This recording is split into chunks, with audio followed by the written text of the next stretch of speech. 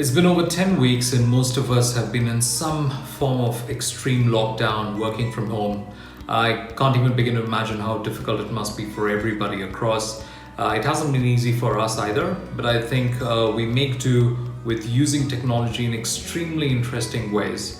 In an industry like advertising, I think collaboration has always been key. And I think it's important for us to focus on utilizing and adopting collaborative tools very quickly, whether it's video calls, ensuring that there are whiteboards that are being used as teams discuss and brainstorm ideas.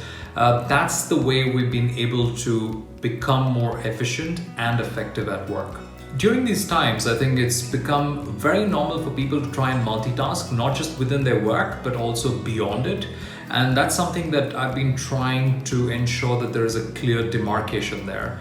I've always realized, and there is enough data to support the same, that unitasking is the right way to do it, which is why I divide the entire day that I have into 30-minute segments to ensure that either tasks are completed or meetings are done with very strict agendas that can be completed within that time frame. That has essentially helped focus on the work and bring unitasking back to work. But it's not just that. I've ensured that I've used the physical space of my study as a space for work. So whenever I step out of my study, it automatically becomes my personal space. And when I'm in the study, that becomes my workspace. So if ever I get a call when I'm there in my personal space, I make that small little adjustment of walking in quickly to my study area and ensuring that I take calls there. I think that level of demarcation and unitasking can actually improve productivity and focus tremendously on creating boundaries between work and personal life. But of course, a 24-hour day doesn't have to be divided just for work, even though it might seem that way sometimes. I think the 24 hours that I have, I've been able to divide that into work, leisure, learning, and family time.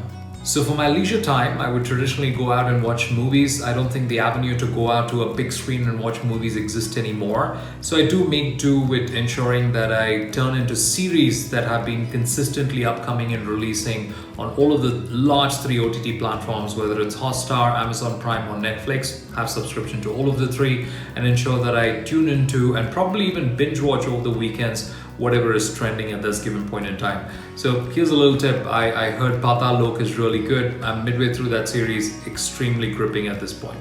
The other way to spend any time that you have during this lockdown is to focus on building your skill base. And the best way to do that is ensure that you actually go through a structured learning program online.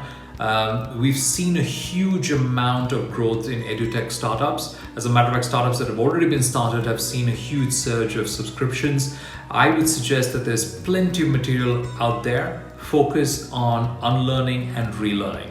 I focused a large part of my learning by ensuring that I read a lot of books. I've been an extremely avid reader. So for the past few days, my book of choice has been this very interesting book called The Physics of Brand. Pretty well researched and a pretty good book. I'd recommend that to anybody who wants to know a little bit more about how brands have been moving in the past few years, especially with the advent of digital in our everyday lives. With the above 3, I don't think it gives us a lot of time to focus on us hobbies and other kinds of skills that we can explore, but I still try and carve out a little bit of time. My wife and I had a little baby girl earlier this year in March, so a lot of my focus time towards hobbies is trying to pat her to sleep and learning everything that comes with trying to handle and manage a baby. It hasn't been easy, but I can tell you it's been truly rewarding. So that's how I end up spending a little bit of my hobby time at this point.